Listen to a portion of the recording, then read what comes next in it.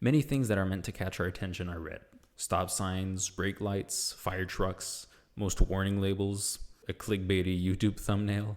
Heck, even some cockpits in submarine fill up with red lights when it's dark. So it's not random. There's something there. But why is red everywhere? And why does it grab our attention? Picture this. You're driving around late at night. You're listening to some Mozart, and then you tell yourself, no, not this. I want to listen to some Beethoven. So you change the playlist, but in the corner of your eye, you see it. A red stoplight. You instantly slam on the brakes, but it's too late. You accidentally pressed play on an AI-generated song. Wow, I can't believe it. It really happened to you. But anyways, the reason why you were able to slam on the brakes so quickly was because the color of the light was red. But then that brings a question. If the light was a different color, if instead of red, let's say it was blue, you're like, oh, you know what, I prefer blue. I think blue would be a better color for stop signs, brake lights, etc. If all red was replaced with blue, what effect would that have on our perception? If you look at the spectrum, you might notice that the red is all the way at the far end. That means that it has the longest wavelength within what our eyes can see, which is approximately 625 to 740 nanometers.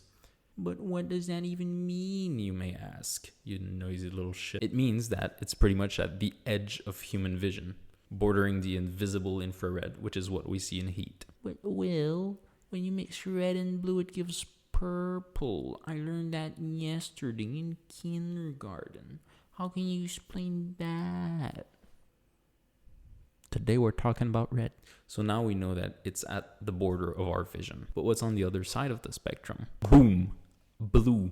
Insane callback. Since they're both at the borders, how come red catches our attention more than blue? Evolution. Blue is mostly a color that we associated with background like the sky or water, while red was more important because it meant that there was probably a ripe fruit nearby, which green is actually the complementary color of red. So that's why red stands out more in green than any other colors. That happens with all the other colors too. I just found it was interesting to talk about. But Will, I get why that's why it catches our attention more than other colors.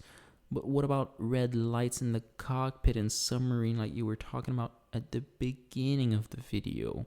Remember that? I was getting to it. So in our eyes, we have cones and rods, which convert lights into neural signals.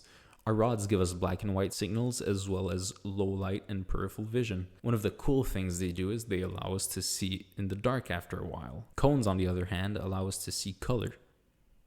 And I'm sure a lot more. If we go back to our light spectrum from earlier and add what's most perceived by our cones and rods, we can see something pretty cool. Our rods literally can't perceive red. That's why if you look at red in the dark, it pretty much looks like black, since your rods literally can't perceive it. So when you add red light, it's only being perceived by your cones, meaning that you still got your night vision, since there was no light to be perceived by the rods to restart the cycle. Which is the reason red lights are so common in contexts where there's dark and where you need to keep your night vision. For example, you know how some camping lamps have red lights on them? I think that might be it. That's probably it. I don't know. So now you know why red is everywhere. If you want to see more videos like this in the future, incinerate that subscribe button and bring it to a cremation center. I'm sorry for your loss. And I guess I'll see you in the next one. See ya.